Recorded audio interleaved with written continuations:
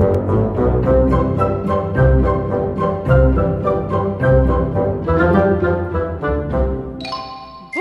Okay.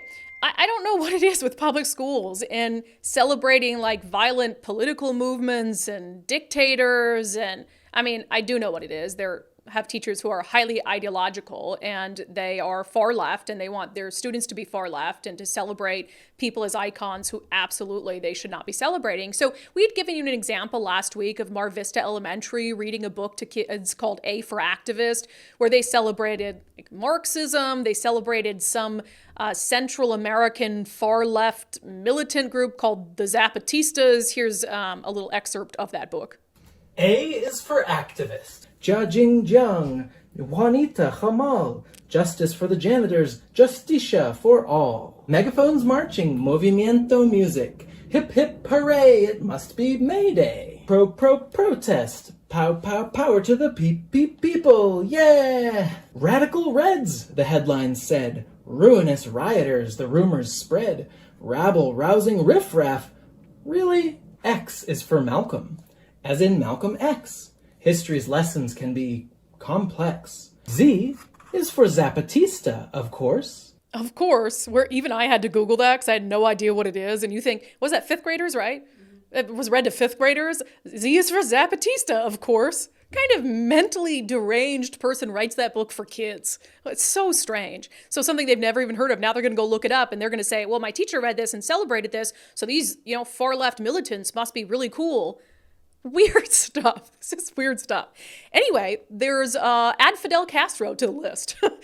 So Jason Rantz had this exclusive. Our friend Jason Rantz, host of the Jason Rantz show on 770 KTTH.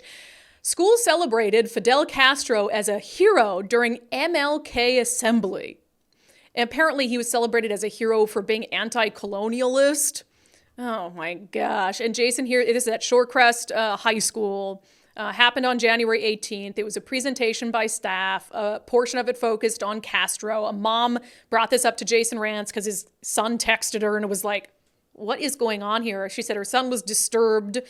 Here's from Jason's article. And Jason, of course, and he always does, he gives the school, as we do too, an opportunity to explain, okay, help us understand why on MLK Day, Fidel Castro is being celebrated during a school assembly. That seems a little odd. He wrote, neither the school nor the district will publicly explain why Castro would be discussed during an MLK Day assembly. Shoreline School District spokesperson Rachel Belfield did not respond to multiple requests seeking comment from the Jason Rantz show on KTTH and our sister station, Cairo News Radio. But an internal email forwarded to the Jason Rantz show on KTTH showed a staff member explaining the student planners chose to feature Castro because he, quote, worked for the decolonization of this country. The email said the presentation noted he was a, quote, problematic person and figure too. The staff member celebrated the fact that kids were having this discussion. What do you do? And again, the mom would not go on the record with their name, complain to Jason and not the school. People. You have to complain to the school because, like, look, and as I said, we're going to fight the fight and we'll do that. But it means more coming from a parent who actually has a child that heard the presentation, going to the school and saying, explain this to me. Because they might not feel accountable to us. It's easy for them to ignore our requests for comment. It's easy for them to ignore us when we have follow-up questions, when their explanations they give us don't make a bit of sense. But as a parent with a child at that school, you have every right to sit down and to talk to them and to get to the bottom of having them explain why it's appropriate. And you know that there's no explanation for why it's appropriate at all. So I would love to, as much as I would love to, they're never going to come in here and sit down and talk through with us why A for activist and all the things in there makes sense to read to fifth graders. They can't because they don't have facts and reason on their side.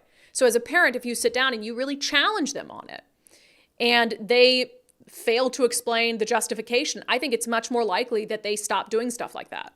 And then you can come to the media and you can say, hey, because we want to know about these things. Don't get me wrong. We absolutely want to know. Every single person watching this who lives in Washington state pays taxes that fund our public education system. We have a right to know. We have a right to be angry about it, that that's where our money is going, to creating activists and pushing your ideology on kids.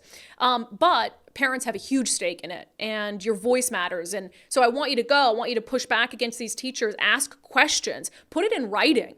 If they won't meet with you, ask questions via email and then come to us and share with us the explanation you got that we would never be able to get because they're scared. They're scared to give it to us. Unbelievable. Homeschool your kids. Homeschool your kids. And that's my song that I just made up. You're welcome. Boop.